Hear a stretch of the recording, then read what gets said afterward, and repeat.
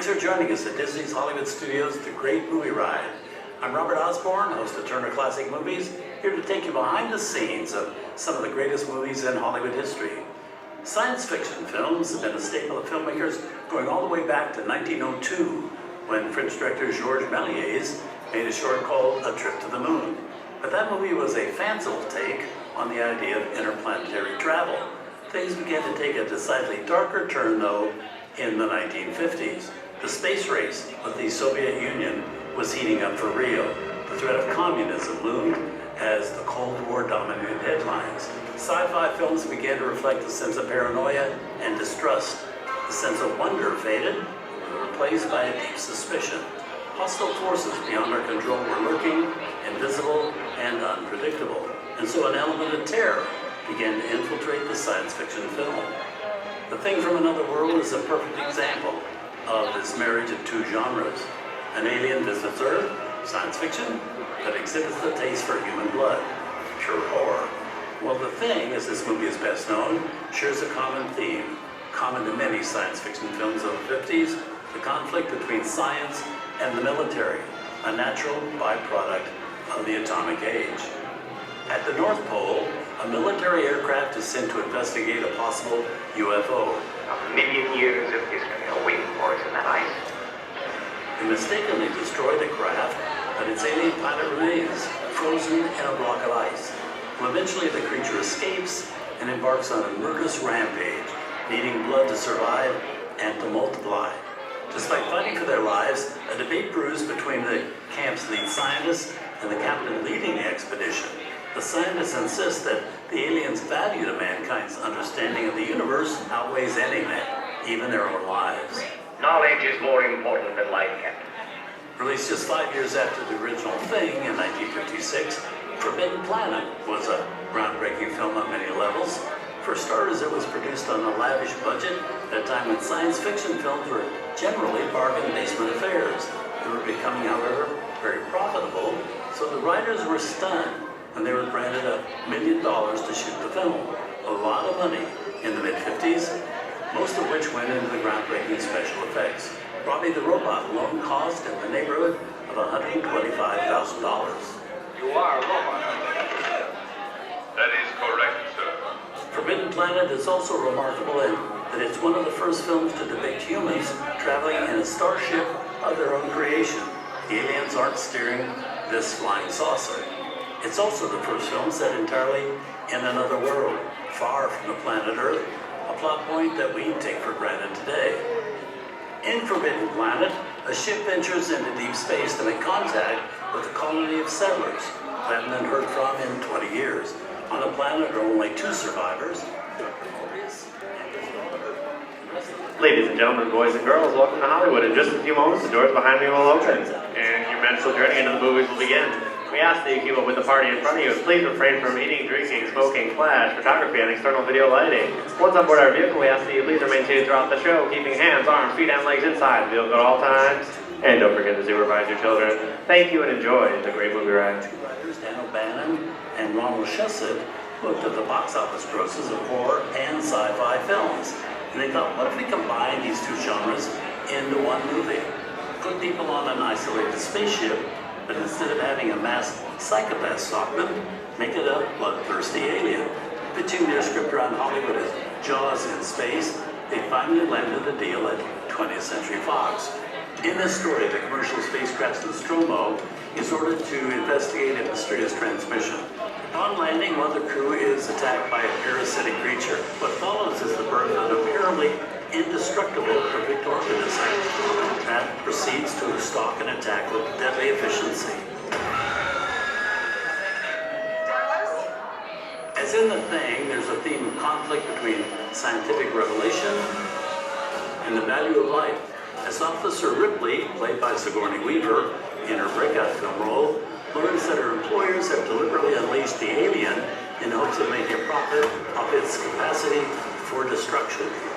Marketed with the tagline, "In space, no one can hear you scream," Alien was a huge critical and commercial success when it was released in 1979. and it helped turn Sigourney Weaver into a major star. Became a lucrative franchise, spawning several sequels and spin-offs, and was revisited in 2012 by Ridley Scott himself, who directed Prometheus as a prequel of sorts, and it all began with Alien. Hi, I'm Robert Osbourne, host of Turner Classic Movies. I'm here to welcome you to Disney Hollywood Studios' The Great Movie Ride, the ultimate celebration of classic movies. Handsome leading men sweeping ladies off their feet. Irresistible beauties pursued for their wit and charm. This is the stuff of great romances that's been entertaining audiences for centuries, and with the advent of film, that love for a love story naturally made the leap to celluloid. It may end in tragedy, and it close with a kiss, but there's something about the pursuit of romance that we can't help but embrace. The key to a great romance? Well, casting actors that are easy on the eyes doesn't hurt, but without a doubt, there have been certain stars over the years who had that indefinable flair for creating chemistry with whoever they're working with. Clark Gable, for one, was a romantic leading man for decades in films like It Happened One Night with the witty Claudette Colbert, and McGonagall with the sultry Ava Gardner.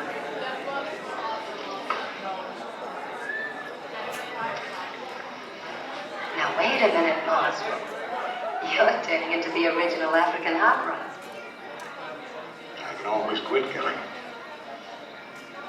You can be nice and sweet when you want to, can't you? How does he know? Maybe you spoke too soon. And most notably, Gone with the Wind, alongside the magnificent Vivian Leigh. Well, I really can't go on accepting these gifts, though you are awfully kind. I'm not kind. I'm just tempting you. I never give anything without expecting something in return. I always get paid. You think I'll marry you just pay the bonnet? I won't. Don't flatter yourself. I'm not a married man. Well, I won't kiss you for it either.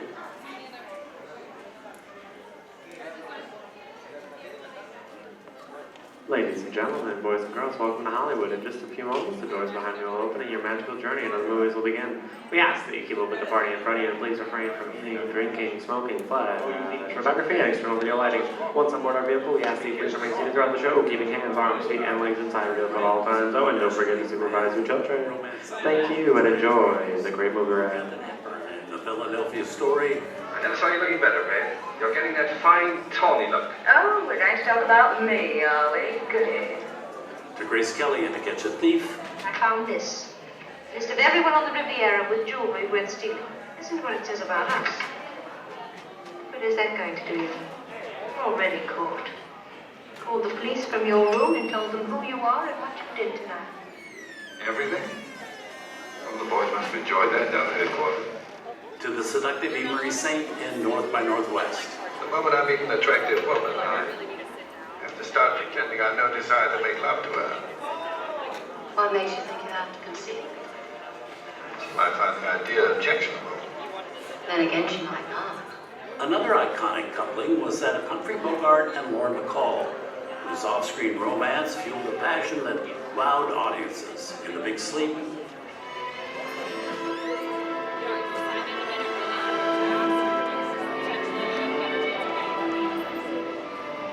I like that.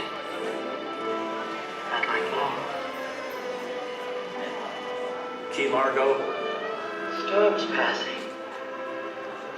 One shadow or two, some trash on the beach. A few hours that are going to remind you of what happened tonight. And particularly to Have and Have Not. You know you don't have to act with me, Steve. You don't have to say anything and you don't have to do anything. Not a thing. Oh, maybe just whistle. You know how to whistle, don't you, Steve? You just put your lips together and blow.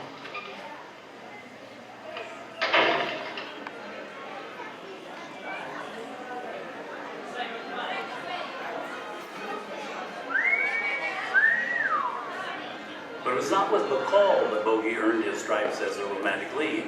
2 years earlier, he'd been cast alongside Ingrid Bergman in one of the greatest romances in film history. It's hard to believe, but despite their undeniable on-screen chemistry, Bergman was barely acquainted with her co-star.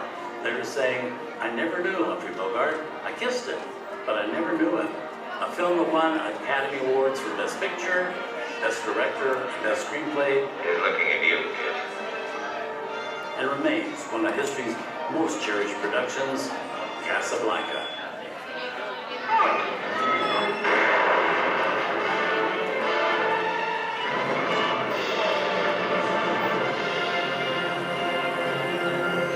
Casablanca, city of hope and despair, located in French Morocco in North Africa. The meeting place of adventurers, fugitives, criminals, refugees lured into this danger-swept oasis by the hope of escape to the Americas. But they're all trapped, for there is no escape.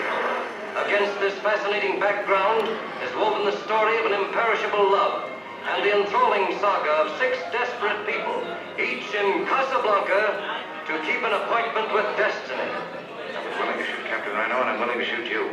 All right, Major, you asked for it.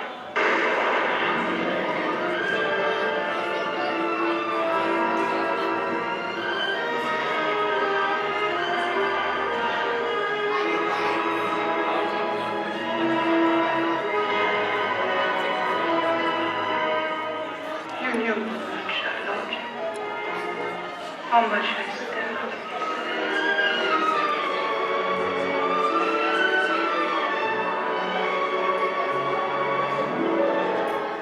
I know a good deal more about you than you suspect. I know, for instance, that you're in love with the woman. It's perhaps a strange circumstance that you both should love the same woman. What do you want for sale? Don't buy and sell human being. It's too bad that's Casablanca's leading commodity. You can ask any price you want, but you must give me those letters. I tried to reason with you. I tried it. Now I want those letters.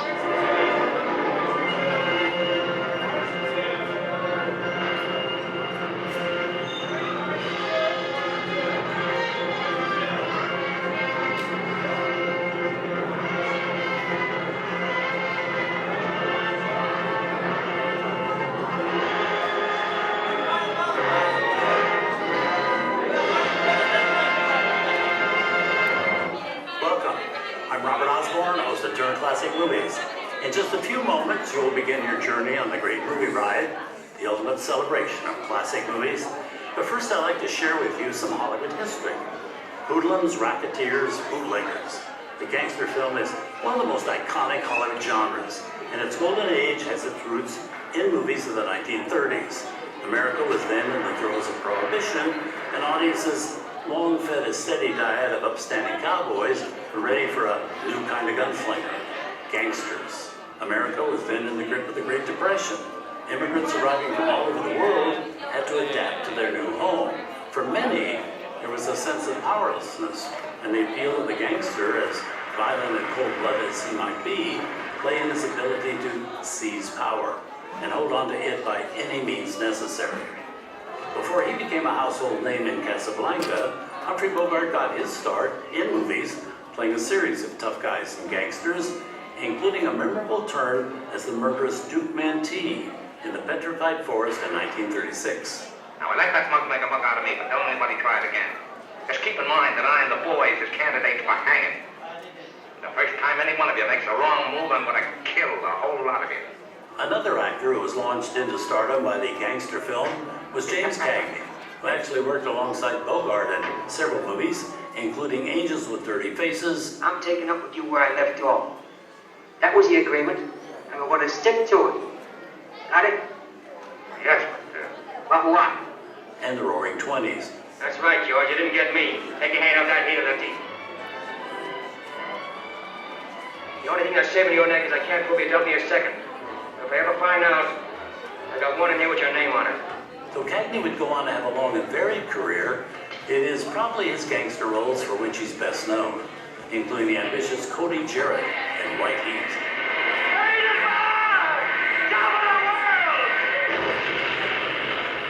It's difficult to talk about the golden age of gangster movies without talking about Edward G. Robinson, one of the most iconic figures of the era.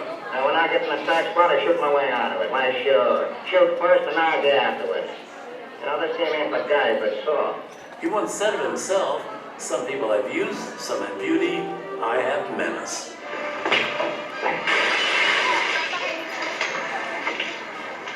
What's the trouble? Put him under arrest for destroying property. While Robinson was famous for his roles in films like Key Largo, I paid you. Now you do what I say. Please, senor. You want half money back? I give. But got to move boat. Give me your arm. See this? You move that boat, I'll blow your brains out. Okay, okay. and Bullets or Ballots. Just where did you get the idea you were going to take over the numbers game? I have taken it over. By tomorrow, it'll be in the bag. You want to keep your hands off. I'm going to run that game, Fenner. Since when did you get to be a big shot in this outfit? Tonight. You ain't got a crew to do any organizing. Well, I will have from now on. He's working for me just the same as you are. I didn't give you any orders to take over. He's to have it, eh? That's right. He's perhaps best known for Little Caesar, the 1931 film that made him a star. Arnie, you're through. You hired these mugs, they missed, now you're through. If you ain't out of town by tomorrow morning, you won't never leave it except in a fine box. I'm taking over this territory. From now on, it's mine. The legacy of the gangster films of the Golden Age has continued to resonate over the years. In 1967, Warren Beatty and Faye Dunaway riveted audiences as Bonnie and Clyde. The 70s gave birth to Francis Ford Coppola's Godfather franchise. In 1983, the remake of a 30s classic Scarface became a fixture of popular culture. And of course, the films of Martin Scorsese, including Goodfellas, Casino, and The Departed, have brought the gangster saga into the 21st century. One of the most famous of all gangster films of the 30s is The Public Enemy, from 1931, starring James Cagney. Ladies and gentlemen, boys and girls, welcome to Hollywood. Your journey is just about to begin. As you enter our soundstage, we ask that you please keep your bodies together and please refrain from smoking, eating, drinking, and the use of flash photography. Once aboard the vehicle, we ask that you remain seated, supervise your children, and keep our arms, hands, legs, and feet inside the vehicle at all times. Thank you and enjoy the great movie ride. You're going to leave me some beer, and you're going to drink it, and you're going to kick it with a dough. If you don't, somebody's going to stop by here and kick your teeth out one at a time. Get me? And you'll be eating some right away. How many shall we leave? 2 kegs. You hear that, Dutch? Bring in 5 kegs. When filming on The Public Enemy began, however, Cagney was not cast in the lead role, but he was playing the sidekick to the main character. Director William Wellman quickly realized that Cagney, with his commanding and vibrant presence, should be playing the lead. Could I see? Sure. That's right. Okay. Yes. It'll hold 6. Only. This'll be enough. Take 'em up. Take 'em up. This film would launch Cagney's whole career. In this scene, with hardly a word, Cagney proves it was the right decision.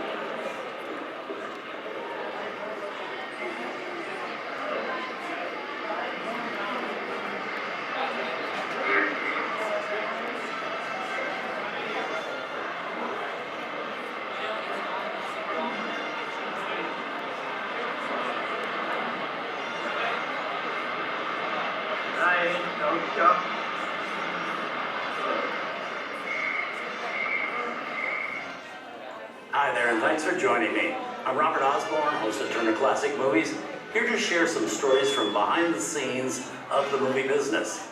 Now, the Hollywood musical is one of the most quintessentially American film genres. In fact, the very first feature-length picture featuring synchronized sound, The Jazz Singer with Al Jolson, was a musical. And it kind of makes sense when you think about it. With the advent of sound, there were suddenly scores of talented singers, musicians, dancers, and others whose talents could now be showcased in movies. Musicals that had previously been limited to stage performances before one audience could now be enjoyed on screen by thousands. But sound had another effect on film. As the technology became more advanced, filmmakers began to become more innovative in how they used the camera in creatively capturing the spectacle of a song and dance number. To put it another way, sound made movies move again. One of the most innovative minds to emerge from this new genre was choreographer and director Busby Berkeley. With his massive and elaborate set designs, his dizzying camera angles, and his kaleidoscopic choreography, he made his mark on films like 42nd Street, Gold Diggers in 1933, and Footlight Parade. That last film features... Hello everyone, and welcome to the Great Movie Ride. In just a few moments, these doors behind me will open and your magical journey into the movies will begin. As you enter our soundstage, we ask that you please keep your party together, and please refrain from smoking, eating, drinking, and the use of flash photography. Once aboard your vehicle, please remain seated, keeping your hands, arms, feet, and legs inside your vehicle at all times. Oh, and don't forget to supervise your children. Thank you, and enjoy the Great Movie Ride.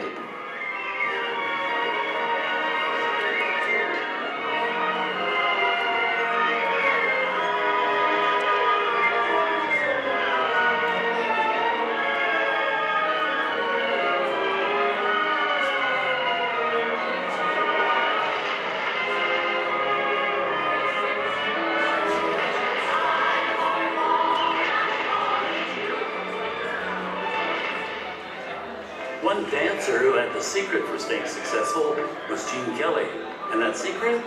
Well, as the head of music at MGM once put it, Gene is easygoing as long as you know what you're doing when you work with him. He's a hard taskmaster and he loves hard work. And if you want to play on his team, you better like hard work too. Kelly's ethic paid off, launching him to legendary status in films like Anchors Away, On the Town, and An American in Paris. But his greatest legacy may be a film considered by many to be the best musical of all time. Singing in the rain, yes, singing in the rain. What a glorious feeling, I'm happy again. I'm laughing at clouds so dark up above. The sun's in my let the stormy clouds chase everyone from the place. Come on with the rain, I've a smile on my face. Co-star Debbie Reynolds learned firsthand of Kelly's being a perfectionist. It was a tough shoot for her. She wasn't an experienced dancer and initially had a hard time keeping up with professionals like Kelly and Donald O'Connor. Years later, she was quoted as saying, "Singing in the rain and childbirth were the two hardest things I ever had to do in my life." Okay, good morning! Good morning! Bonjour! Good morning. Good morning. Bonjour! Bonjour. Buenos dias! Buenos dias. Buongiorno! Bonjour. Good morning! Good morning. Good morning!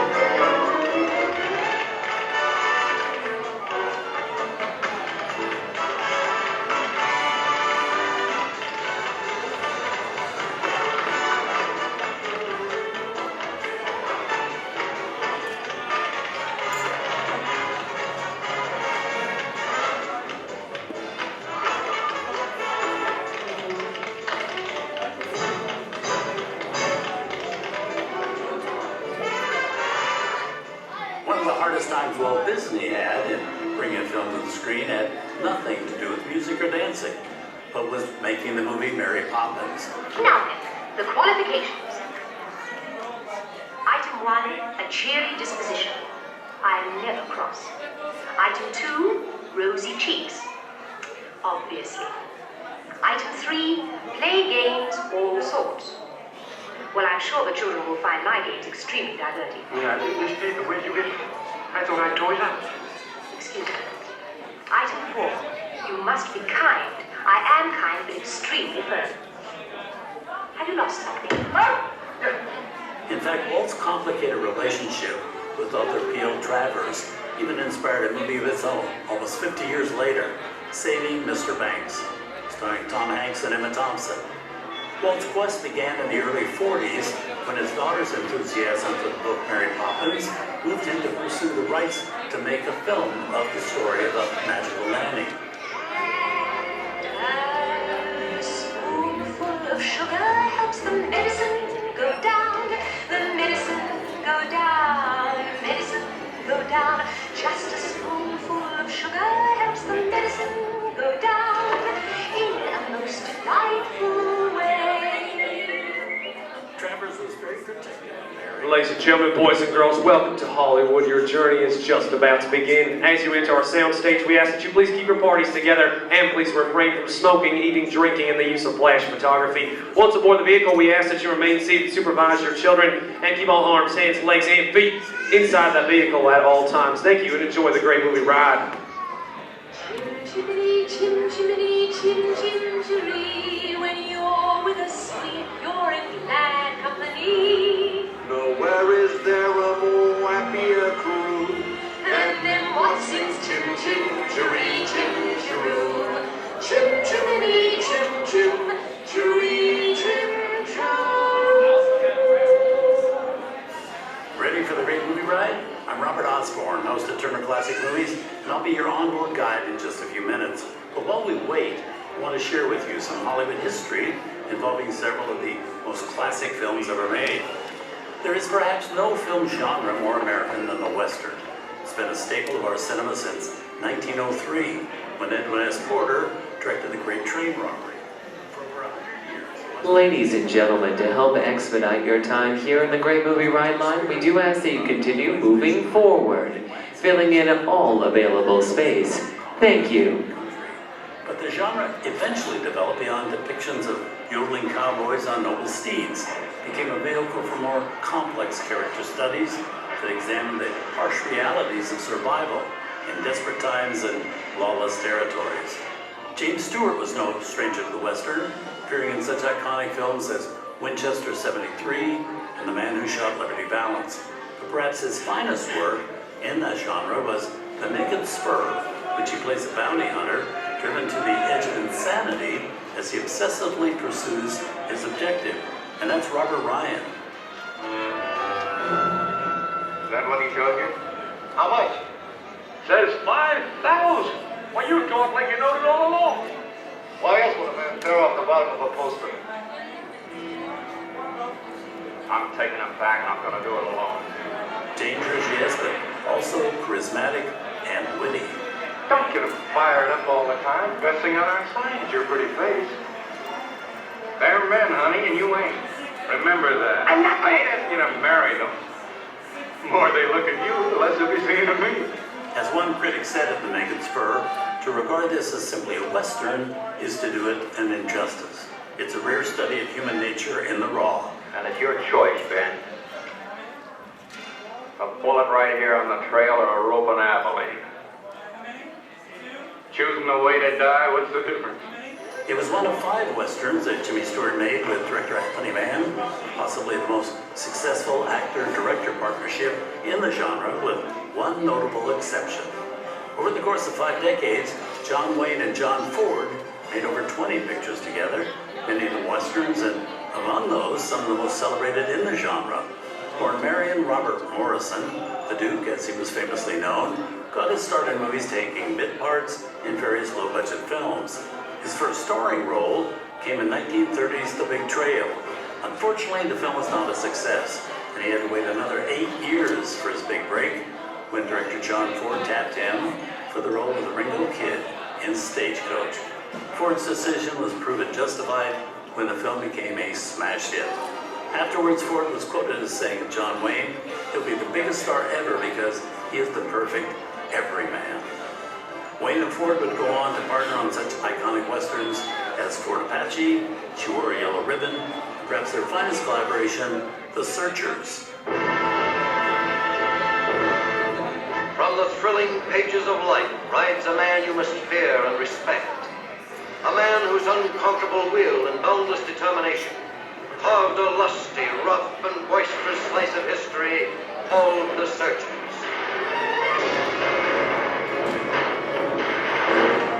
John Wayne as Ethan Edwards, who had a rare kind of courage. The courage that simply keeps on and on, far beyond all reasonable endurance, never thinking of himself as martyred, never thinking of himself as brave. We'll find him in the end, I promise you. We'll find him. Here is a story of a man, hard and relentless, tender and passionate, of people who dared to challenge a hostile land. Here is drama of great love and aching loneliness. Hello everyone and welcome to the Great Movie Ride. In just a few moments the doors behind me will open and your magical journey into the movies will begin. As you enter our soundstage, we ask that you please keep your parties together and please refrain from smoking, eating, drinking, and the use of flash photography. Once aboard the vehicle, we ask that you remain seated, supervise your children, and keep all arms, hands, legs, and feet inside the vehicle at all times. Thank you and enjoy the Great Movie Ride. I don't aim to raise no two hollers on any subject at hand. Yes, sir. Boy, watch that knife. Go, Martin, please. Stand aside, Martin. No, you don't. Ethan, no, you don't. Stand aside.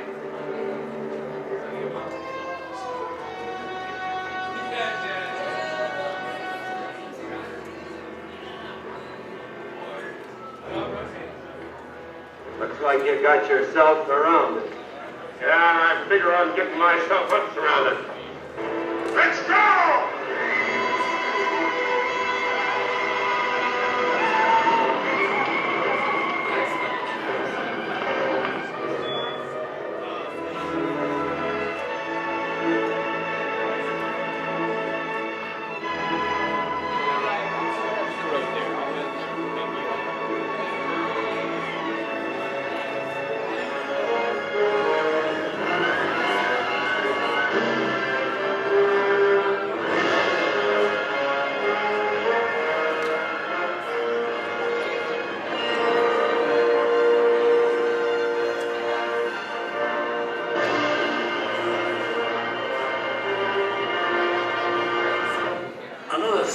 Absolutely identified with the Western is Clint Eastwood. Eastwood's experience in the genre actually began on the small screen in the TV series Rawhide. And in 1964, he starred as the man with no name in Sergio Leone's A Fistful of Dollars, an example of what came to be known as a spaghetti western, a nod to Leone's Italian heritage. Eastwood's collaboration with the director would continue for 2 more films, For a Few Dollars More, and The Good, the Bad, and the Ugly. Originally released in Europe in 1964, the trilogy didn't make its American debut until 3 years later, and turned Eastwood then into an international star. His association with the Western would continue through the decades in films such as High Plains Drifter, The Outlaw Josie Wales, and 1992's Unforgiven, earning Eastwood Academy Awards for Best Picture and Best Director. Welcome to Disney's Hollywood Studios' The Great Movie Ride. I'm Robert Osbourne, host of Turner Classic Movies, here to share some behind-the-scenes information on some of Hollywood's most classic films. Since 1939, MGM's beloved musical fantasy, The Wizard of Oz, has captivated audiences of all ages. This timeless classic is one of the finest examples of movies produced during Hollywood's golden years of the studio system. The Wizard of Oz now ranks as one of the greatest movies of all time, but during production, the Yellow Brick Road was often a very bumpy one. Originally, the idea was to center the story around the Scarecrow, and after buying the screen rights to L. Frank Baum's beloved book in early 1938, MGM decided to make the character of Dorothy the central focus, and hoped to be able to cast Shirley Temple, then the most popular child star in Hollywood, in the part. But when production began, it was another rising star, Judy Garland, playing the part. Even after she was cast, there was some confusion over the most appealing way to present Judy as Dorothy. Originally, she was stuck in a blonde wig and a heavy baby doll makeup. Thankfully, that idea, though, was scrapped, but not before several scenes had been filmed and had to be tossed and reshot. The epic scale of the film was not easy to pull off. Talent scouts scoured the country in search of the perfect actors to populate Munchkinland. And of course, that meant designing and creating 100 different costumes for each actor. Let the joyous news be spread, the wicked old witch. Hello everyone, welcome to the Great Movie Ride. In just a few moments, the doors behind me will open and your magical journey into the movies will begin. As you enter our sound stage, we ask that you please keep your parties together and please refrain from smoking, eating, drinking, and the use of flash photography. Once aboard the vehicle, we ask that you remain seated, supervise your children, and keep all arms, hands, legs, and feet inside the vehicle at all times. Thank you and enjoy the Great Movie Ride.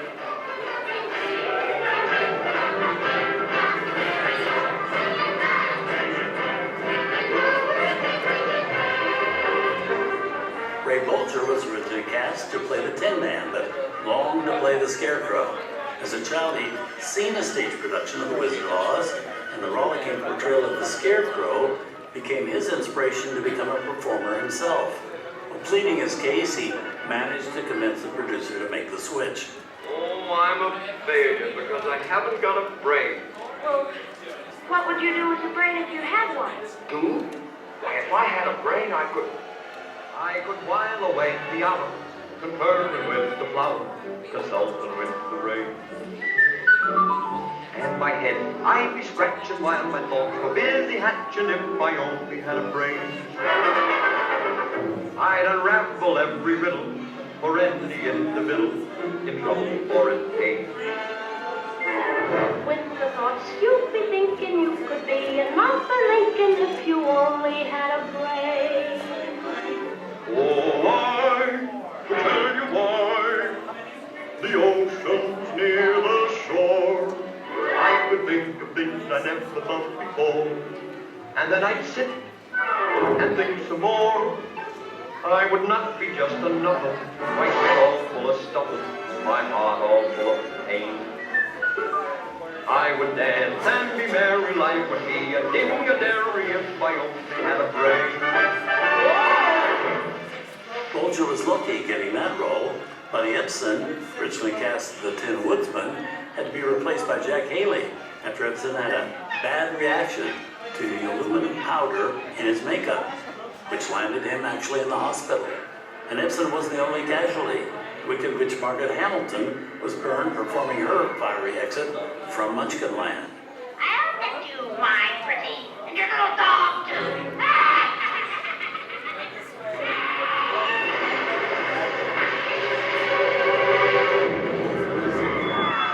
After 6 months of filming and nearly the same amount of post-production time, The Wizard of Oz had its official world premiere on August 15, 1939 at Grauman's Chinese Theater in Hollywood.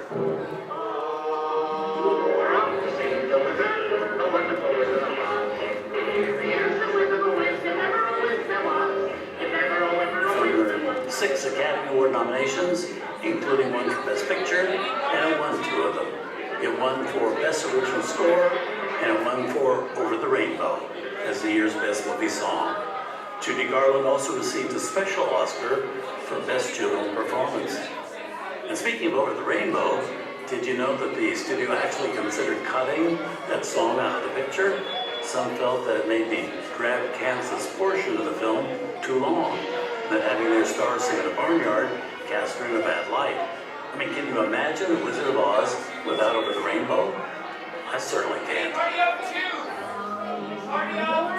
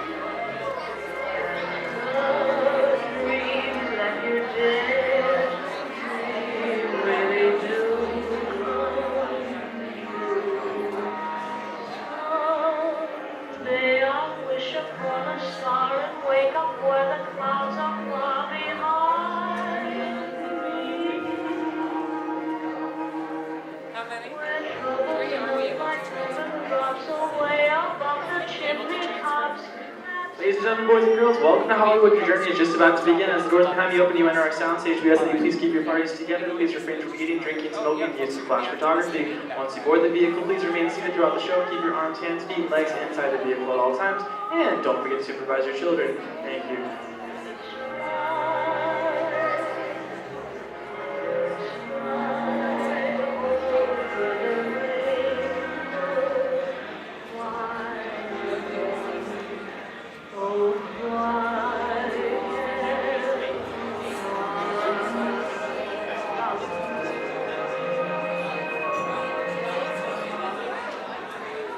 Greetings, fellow movie lovers. I'm Robert Osbourne, host of Turner Classic Movies, here to share some insights into a few of Hollywood's most classic films.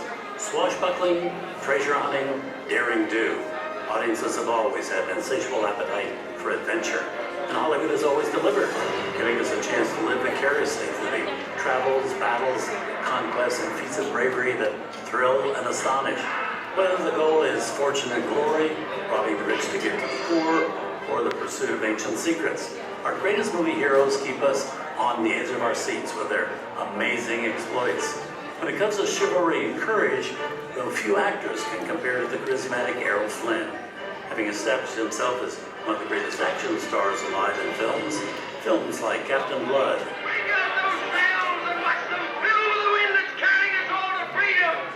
and The Charge of the Light Brigade. In 1938, Flynn took on the role of one of the most iconic heroes in the history of popular culture, Robin Hood. I'll never rest until every Saxon in this shire can stand up free men and strike a blow for Richard and England. Have you finished? I'm only just beginning. From this night on, I use every means in my power to fight you. The Adventures of Robin Hood has everything you can ask for in an epic adventure. Robin! Yes? And you do love me, don't you? Don't you? Well, that's different.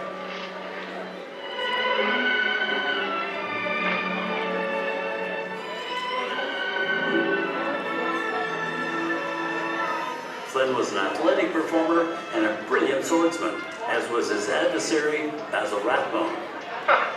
What's the matter, Gisborne? Run out of hangings? I know a right subject for one. Who played the despicable Sir Guy Gisborne. Get on your pairs, my friend. I'll say one for you.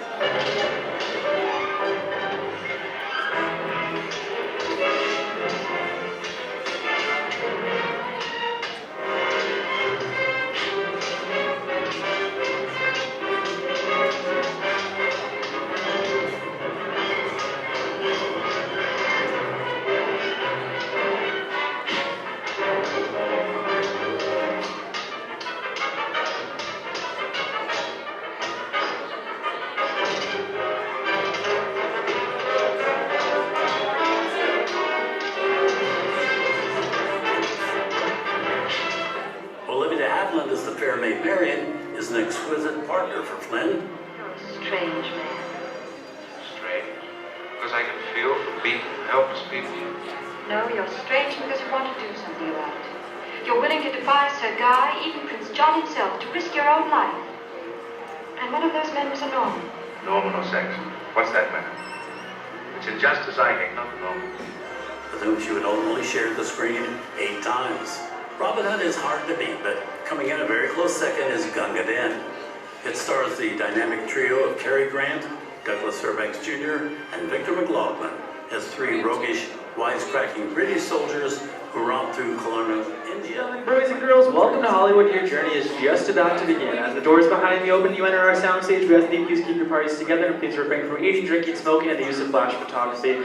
As you do board the vehicle, we ask that you remain seated throughout the entire show. Keep your arms, hands, feet, and legs inside the vehicle at all times. And don't forget to supervise your children. Thank you. And $500,000 over budget. Speaking of blockbusters, George Lucas was coming off the incredible success of Star Wars, a film partially inspired, by the way, by the adventures of Robin Hood, when he hatched an idea. Based on his love for the serial films of the 30s and 40s, Lucas came up with the idea for a globe-trotting, whip-wielding adventure named Indiana Smith, a throwback to the charismatic daredevils of yesteryear. While on vacation in Hawaii, his good friend Steven Spielberg, who also made a name for himself, directing smash hits like Jaws and Close Encounters of the Third Kind, mentioned that he might be interested in directing a James Bond film. Well, Lucas set about convincing his friend that he had an even better character and explained his concept for Raiders of the Lost Ark. Spielberg loved it, calling it a James Bond film without the hardware. He had a beef though with Indiana's last name. He didn't think Smith was right, so Lucas replied, okay, what about Jones? And thus a legend was born, or at least conceived. Despite enthusiasm for the script and a chance to work with two of Hollywood's most talented movie makers, studios were very reluctant to finance Raiders due to the fears that such an epic production might be prohibitively expensive to make. Eventually, Paramount struck a deal though, and the production team began to plan, meticulously storyboarding so as to make the shoot as efficient as possible. Amazingly, they were able to finish the shoot in a mere 73 days, right on budget. The result was one of the greatest blockbusters in history, becoming a worldwide sensation and the top-grossing film of that year. Raiders made Harrison Ford one of the biggest stars in Hollywood and spawned 4 sequels.